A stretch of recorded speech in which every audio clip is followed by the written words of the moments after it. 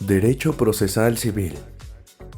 El procedimiento civil mexicano es la forma en que se desarrolla el proceso judicial ante los juzgados y tribunales de México competentes en materia de derecho civil. El proceso es el conjunto de actos procesales realizados por el órgano jurisdiccional y las partes, tendientes a dar solución del litigio y en el cual se declara el derecho a favor de aquel que tenga la razón. Se trata de un sistema estructurado, luego entonces hay que conocer la estructura del procedimiento, los pasos a seguir para poder desarrollarlo de manera adecuada. Etapas del proceso civil. El proceso va a iniciarse con la acción que ejercita la parte actora, mejor conocida como demandante. A raíz de esta se desprenden diversas etapas del procedimiento civil, las cuales tienen como finalidad, como ya se ha mencionado, la resolución del conflicto de intereses, es decir, del litigio. Se desprenden 4 etapas fundamentales. La primera es la etapa postulatoria.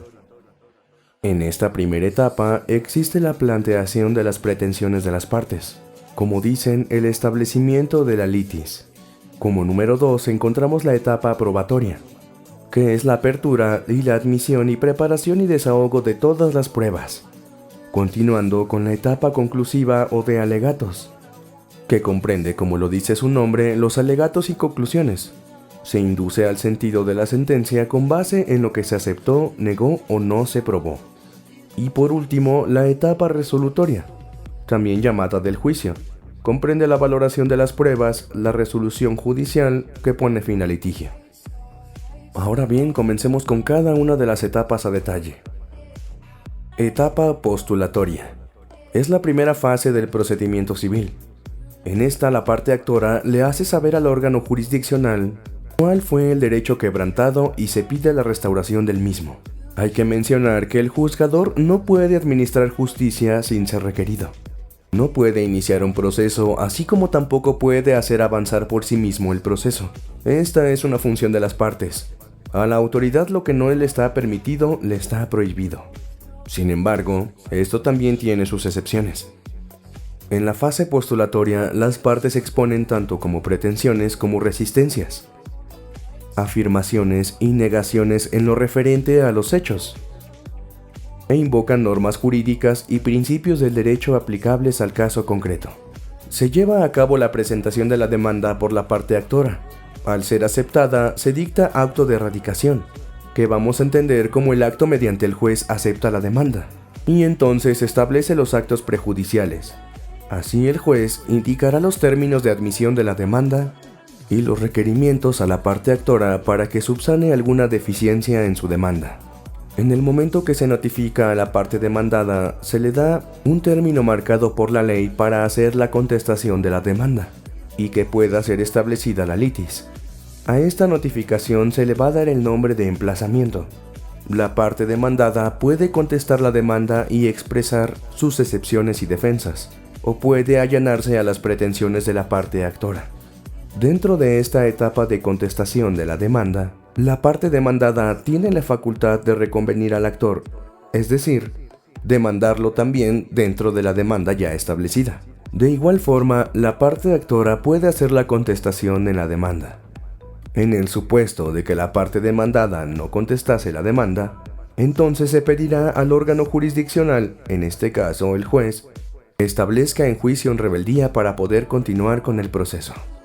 Hay que tener cuidado en el momento de la realización de la demanda. Esto con la finalidad de que prospere, verificar la competencia del órgano jurisdiccional, la personalidad de las partes, la vía en que se presenta la demanda y en lo referente a la personalidad, competencia y procedencia de la vía. Esto le corresponde al órgano jurisdiccional hacer la averiguación previa de forma oficiosa. Etapa probatoria. La fase probatoria se da porque hasta esta etapa el juzgador solo tiene conocimiento parcial y subjetivo de las pretensiones de las partes. Por esto es indispensable proveer al juez de una visión objetiva sobre la controversia de intereses. Vamos a distinguir 5 momentos dentro de esta etapa. El primero es el ofrecimiento de la prueba. ya que en este las partes ofrecen al órgano jurisdiccional los diversos medios de prueba con los cuales pretenden constatar lo planteado en la litis. Las pruebas deben de llevar una concatenación de los puntos establecidos en la demanda para que puedan prosperar. El Código de Procesos Civiles establece en el artículo 286 cuáles serán los medios de prueba reconocidos por la ley. Para el ofrecimiento de pruebas, el artículo 287 nos establece un plazo de 10 días, tales como la confesión y declaración de la parte, documentos públicos, documentos privados, informes, dictámenes periciales, reconocimiento e inspección judicial, testigos, fotografías, copias fotostáticas, registros dactiloscópicos y, en general, todos los elementos aportados por los descubrimientos de la ciencia y la tecnología. La fama pública y las presunciones, así como los demás medios que produzcan convicción en el juzgador. Número 2. La admisión de la prueba. Ya que en este momento de la etapa probatoria, el juez califica la procedencia de las pruebas ofrecidas. Aquí se debe de tomar en cuenta la utilidad de los medios ofrecidos, así como el hecho de que se hayan ofrecido en el plazo indicado. Número 3. La preparación de la prueba. Participan el órgano jurisdiccional, las partes y algunos terceros. Se da la citación de peritos y testigos. Se formulan interrogatorios o pliegos de posiciones. Se fijan fechas para la celebración de audiencias o diligencias. Punto número 4. El desahogo de la prueba. En este momento se da cuando ya se han ofrecido y admitido las pruebas presentadas. Según el medio de prueba del que se trate, así será el trámite y la naturaleza de los actos. Preguntas a partes y testigos, cuestionarios realizados a peritos y respuesta de estos, así como la visita del juez a lugares mencionados en las pruebas. El artículo 266 y 267 establecen que el juez puede mandar desahogar las pruebas que considere competentes para el avance del proceso. De igual forma, el artículo 287 nos establece un periodo de 30 días para el desahogo de las pruebas. Número 5. La valoración de la prueba. Dentro de esta etapa, como su nombre lo indica, el juez valorará las pruebas ofrecidas por las partes. Como ya se había mencionado, deben ser enfocadas a los hechos que sean objeto de litigio. En caso de que no se dé de esa forma, podrán desecharse de acuerdo a lo establecido en el artículo 282.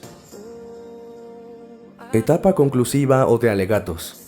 Llamada también preconclusiva y de alegatos, en esta etapa se dan las reflexiones, consideraciones, razonamientos y argumentaciones de las partes. Se pretende dar una idea al órgano jurisdiccional de lo que se pretende obtener del juicio. Los alegatos se pueden dar de forma oral o escrita. La forma oral se efectuará al término de la audiencia de pruebas, una vez que todas hayan sido desahogadas.